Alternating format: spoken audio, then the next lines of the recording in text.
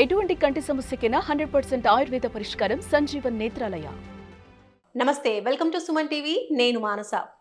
కొత్త చుట్టు కోసం ట్రై చేస్తే ఉన్న చుట్టు ఊడిపోవడమే కాకుండా అక్కడ గాయం కూడా జరిగింది అని బాధితుడు సురేష్ వాపోతున్నాడు. ఈ ఘటన కాకినాడలో జరిగింది. దీనికి సంబంధించి అసలు ఏం జరిగింది ఏంటి వివరాలు సురేష్ అడిగి తెలుసుకుందాం. సురేష్ గారు నమస్తే అండి. నమస్తే మేడం. సురేష్ గారు, మీరు వెళ్ళినటువంటి కాకినాడలో ఉన్న ట్రాన్స్ప్లాంటేషన్ సెంటర్ లో ఏం జరిగింది? అసలు ఎంత డబ్బులు తీసుకున్నారు మీ దగ్గర నుంచి? నా దగ్గర నుంచి 90,000 తీసుకున్నారు మేడం. 90,000 తీసుకుని 1 year అవుతుంది మేడం. లాస్ట్ దసరాకి తీసుకున్నారండి. ఎప్పుడు కూడా ట్రీట్మెంట్ చేస్తాననే మాట వాళ్ళ దగ్గర నుంచి రాలేదండి. ప్రతిసారి ఏదో ఒక మాట చెప్తూనే వస్తున్నారండి. నెక్స్ట్ ఇయర్, నెక్స్ట్ మంత్ అంటున్నారండి. అలా ఎన్ని మంత్స్ తిప్పారు మిమ్మల్ని? నన్ను 1 year నుంచి తిప్పుతూనే ఉన్నారు మేడం ఇప్పటి వరకు. అయితే మేడం 1 year నుంచి తిరుగుతున్నానండి. లాస్ట్ మొన్న 4వ తారీఖున ఫోన్ చేశారండి. ఫోన్ చేసి మీరు రండి, మీకు సర్జరీ చేసేస్తాను అని అన్నారండి. అనేసరికి చేస్తారు కదా అని వెళ్ళానండి. అంతకు ముందు 1 week ముందు నన్ను రిపోర్ట్స్ అడిగితే ఇచ్చాను మేడం. నేను రిపోర్ట్స్ అడిగితే ఇచ్చిన తర్వాత సర్జరీ పెట్టేస్తామండి 5th ఒకసారి మీరు రండి అని నాకు 4th ఫోన్ చేస్తే వెళ్ళాను మేడం. 4వ తారీఖున వెళ్ళడంతో ఒకసారి చూసారండి. రేపు మార్నింగ్ వచ్చేయండి అని చెప్పేసి చెప్పడంతో నేను వెళ్ళాను మేడం. 5వ తారీఖు ప్రొద్దుటే వెళ్ళానండి. వెళ్ళేసరికి వాళ్ళు చూసారండి. నేను వెళ్ళేసరికి బయట ఒక ఆయన గుట్కా నవ్వులతో ఒక ఆయన కనిపించాడండి. సరే ఎవరో అనుకున్నానండి. నేను ఆయన ప్రక్కకి జరగమని నా బండి పెట్టేసి పైకి ఎక్కానండి. పైకి వెళ్ళిపోయాను. 3rd floor అండి ఇది ఉండేది. తెర చూస్తే పైకి వచ్చాడండి ఆయన. వచ్చిన తర్వాత హెయిర్ అంతా రిమూవ్ చేశాడండి ఆ గుట్కా నవ్వులని ఆయన.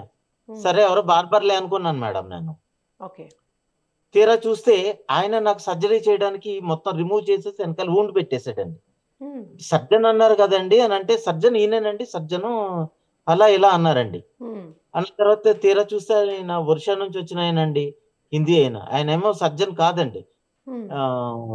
నాకు కొంచెం డౌట్ వచ్చి, ఏమండి సర్జన్ అయినా మీరన్నా ఆయన అడిగేసరికి, ఏమండి మీకు బ్లీడ్ అవుతోంది, ఇప్పుడు చేయడం కుదరదు అని చెప్పేశాడండి అతను హిందీలోనండి. చెప్పేసరికి నేను వీళ్ళని అడిగానండి, ఏమంటే మీరు నాకు ఇక్కడ డాక్టర్ను కూడా మీరు ఎవరు లేరు ఇక్కడ, ఒకవేళ బ్లీడ్ అయినా డాక్టర్ గారు ఉంటే అయిపోద్ది కదా, డాక్టర్ గారు లేకుండా డాక్టర్ గారు అంతలోనే కదా సర్జరీ జరగాలి, మీరు ఎలా చేస్తున్నారని అడిగానండి నేను. అడిగితే దానికి సమాధానం చెప్పకుండా మీరు ఒక 2 months వెయిట్ చేయండి, నేను చేయిస్తాను అది ఇది అన్నారండి. వద్దండి నా అమౌంట్ ఇప్పించేయండి, ఇప్పటికే సంవత్సరం అయిపోయింది అని చెప్పి నేను అడిగాను మేడం.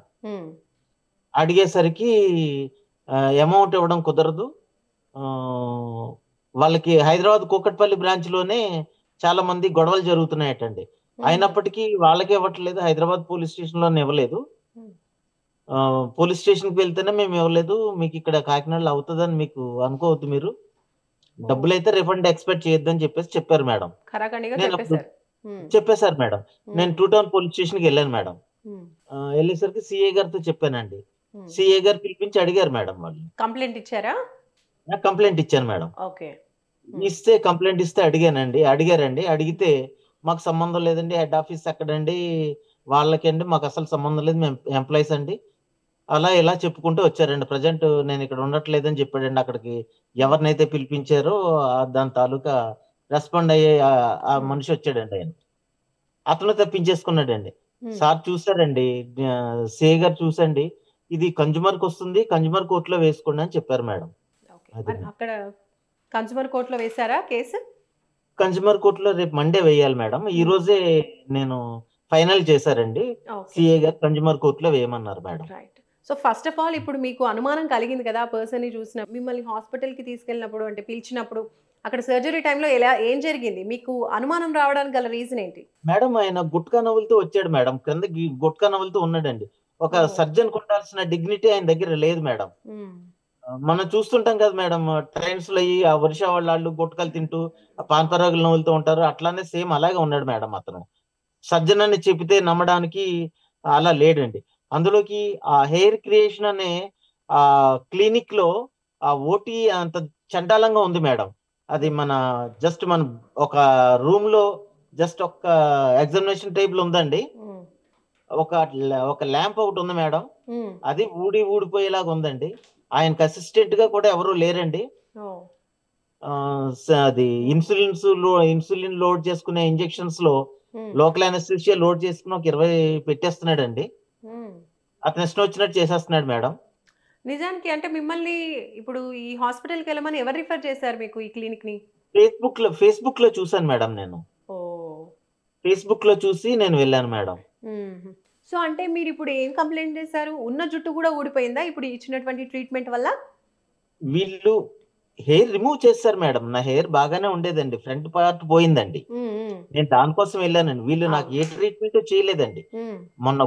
మొత్తం హెయిర్ రిమూవ్ చేసేసి గుండు చేసేసండి, వెనకాల పంచింగ్ పెట్టేశారండి, మిషన్ తో బెజ్జాలు పెట్టేశారండి బ్యాక్ సైడ్. ఒక్కసారి మీరు చూపించగలుగుతారా అసలు వెనకాల ఎలా ఉంది ఏంటి? ఇప్పుడు ఆ ప్లేస్ లో హెయిర్ గ్రోత్ అవుతుందా? ఒకసారి వెనక్కి చూపించండి. ఇక్కడ ఊండ్ ఉంది మేడం, ప్రెసెంట్ ఊండ్ ఉందండి. మీకు ఫోటో పెడతానని కావాలి. ఇదిగోండి మేడం, ఇది ఊండ్ అన్నమాట. అది మేడం. ఓకే.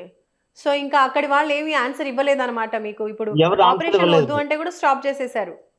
చేశారు మేడం. ఆపరేషన్ వద్దు అని అనుకుండానే వాళ్ళే ఆపేశారు మేడం. బ్లీడ్ అవుతుందండి, మీకు అవ్వట్లేదు మీకు అనేసి అండి. ఇప్పుడు ఈ 9 months 1 year కూడా మిమ్మల్ని తిప్పుతూ ఉన్నారని చెప్పారు కదా, అసలు ఏ రీజన్స్ చెప్తూ ఉండేవాళ్ళు? ఇప్పుడు టోటల్ మనీ ఒకసారి పే చేసేసారా మీరు? మొత్తం అండి ఒకేసారి 80,000 బజాజ్ ఫైనాన్స్ లో పే చేయడం జరిగింది మేడం. నా దగ్గర డబ్బులు లేవని చెప్పాను మేడం. మీరు డబ్బులు కట్టక్కర్లేదు, కేవలం ఒక బజాజ్ ఈఎంఐ లో తీసుకుంటే మీరు ఒకేసారి కట్టుకునే పని ఉండదు కదా, అందులోకి 1,40,000 అవుతుంది దీనికి. అలాంటిది మీకు ఆఫర్ లో 98,000కే చేస్తున్నాము. పైగా 6 months మెయింటెనెన్స్ ఫ్రీ అండి. మెయింటెనెన్స్ కి మీకు 40,000 వరకు అవుతుంది. మీకు ఎలా చూసుకున్నావు 60,000 కలిసి వస్తుంది కదా అని అన్నారని నన్ను బాగా మోటివేట్ చేశారు మేడం. సరే మేడం అని అన్నానండి. అనగానే ఫోన్ లో మాట్లాడారా లేదంటే పర్సన్ ని కలిసారా ఎవరినైనా? నేను కలిసాను మేడం, కాకినాడ బ్రాంచ్ కి వెళ్ళాను మేడం నేను. అప్పుడు డాక్టర్స్ ఎవరైనా ఉన్నారా అక్కడ మీరు చూసుంటే? ఎవరు లేరు మేడం, అప్పుడు నన్ను ఏం చెక్ చేయలేదు మేడం ఎవరు. ఓకే. సో మరి ట్రీట్మెంట్ కానీ లేదంటే ఇన్నిసార్లు తిప్పినప్పుడైనా డాక్టర్స్ కనిపించారా? డాక్టర్స్ ఎవరైనా ఉన్నారా? ఎవరు కనిపించలేదు మేడం. ఓకే. డాక్టర్ అనే వాళ్ళు వాళ్ళ క్లినిక్ లో డాక్టర్ ఎవరు లేరు మేడం. ఓకే. సో మొత్తానికి అలా 1 year వరకు తిప్పుతూ ఉన్నారు మేడం. రిపీటెడ్ గా తిప్పుతూ ఉన్నప్పుడు అంటే మీరు అడగలేరా ఎందుకు ఇన్నిసార్లు తిప్పుతున్నారు, సర్జరీ చేయకుండా ఎందుకు స్టాప్ చేస్తున్నారు అని? సర్జన్స్ రావట్లేదు, సర్జన్స్ కొరతుంది, మాకు 13 బ్రాంచ్లు ఉన్నాయి అని చెప్తున్నారండి. దాంట్లో ఒక అబ్బాయి బ్రాంచ్ మేనేజర్ మొన్ననే మానేస్తానని చెప్పాడండి.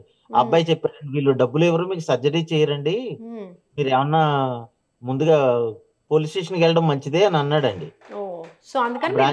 కూడా అందుకు వెళ్ళాను మేడం. వాళ్ళ బ్రాంచ్ లో చేసే మేనేజర్ అండి. ఓకే. సో ఇప్పుడు మరి ఫైనల్ గా మీరు ఏం కోరుకుంటున్నారు? వీళ్ళ నుంచి డబ్బులు ఎక్స్పెక్ట్ చేస్తున్నారా? మంచి ట్రీట్మెంట్ కావాలనుకుంటున్నారా? అసలు ఏమనుకుంటున్నారు మేడం? అంటే మంచి ట్రీట్మెంట్ కావాలంటే వీళ్ళు చేయరు మేడం. ఓకే. మంచి ట్రీట్మెంట్ వీళ్ళ దగ్గర నుంచి ఎక్స్పెక్ట్ చేయకూడదండి. కేవలం నా డబ్బులు నాకు వచ్చేస్తే చాలని నేను ఎక్స్పెక్ట్ చేస్తున్నానండి. ఓకే. అయితే డబ్బులు ఇవ్వడానికి కూడా వాళ్ళు నిరాకరిస్తున్నారండి. ఈ బ్రాంచ్ నుంచి హెడ్ ఆఫీస్ కి ఎవరైతే ఉన్నారో వాళ్ళకి పంపించారండి. అలా ఎన్ని బ్రాంచెస్ ఉన్నాయంటండి వీళ్ళవి? హైదరాబాద్ లో కూడా 2 బ్రాంచెస్ అని మీరు ఇందాక చెప్తున్నారు. అవునట్టు మేడం, కూకట్పల్లిలో ఉందటండి. ఆల్రెడీ అక్కడ గొడవ జరుగుతుందటండి. ఎవరో క్లయింట్స్ సరిగ్గా వీళ్ళు చేసేది లేకండి, ప్రాపర్ గా ఉండట్లేదని చెప్పేసండి. కాకినాడలో కూడా ఆల్రెడీ కంప్లైంట్ ఇచ్చారటండి నాకంటే ముందే ఎవరో. వాళ్ళది అలాగే ఆపిన తర్వాత సర్జరీ చేశారటండి. అది మేడం, అది నిన్న సిఏ గారు చెప్తున్నారండి, మీ మీద చాలా కంప్లైంట్స్ వస్తున్నాయి హెయిర్ క్రియేషన్ మీద అని చెప్పేసి చెప్పారు మేడం. హెయిర్ క్రియేషన్ కంపెనీ పైన. Okay right. సురేష్ గారు థ్యాంక్ యూ అండి. Thank you madam. నమస్తే. చూస్తున్నారు కదండి, సురేష్ గారు ఫేస్బుక్ లో వచ్చినటువంటి అడ్వర్టైజ్మెంట్ చూసి తనకున్నటువంటి ఆ బాల్నెస్ ఏదైతే ఉందో తగ్గిపోవాలి, మళ్ళీ హెయిర్ రీగ్రోత్ కావాలి అన్న ఆశతో ఆ క్లినిక్ని అయితే అప్రోచ్ అవ్వడం జరిగింది. అయితే వాళ్ళు టోటల్గా అమౌంట్ అంతా ఒకటేసారి తీసుకుని చాలాసార్లు ఒక 1 year వరకు కూడా తిప్పడం అనేది జరిగింది. ఆ టైంలో కూడా కొన్ని టెస్టులు కండక్ట్ చేయడం, అలా కూడా డబ్బులు వేస్ట్ అయిపోవడం జరిగింది అని టోటల్లీ 1 లక్ష దగ్గరగా అమౌంట్ అయితే ఖర్చు అయింది. కానీ ట్రీట్మెంట్ అయితే ఏమాత్రం సరిగ్గా జరగలేదు. అండ్ ఈ విషయంలో పోలీసులను కూడా అప్రోచ్ అయ్యామని సురేష్ గారు చెప్తున్నారు. సో ఇలాంటి విషయాల్లో కొంచెం అప్రమత్తంగా ఉండాలనేది మా వినతి. చూస్తూనే ఉండండి సుమన్ టీవీ. నమస్తే.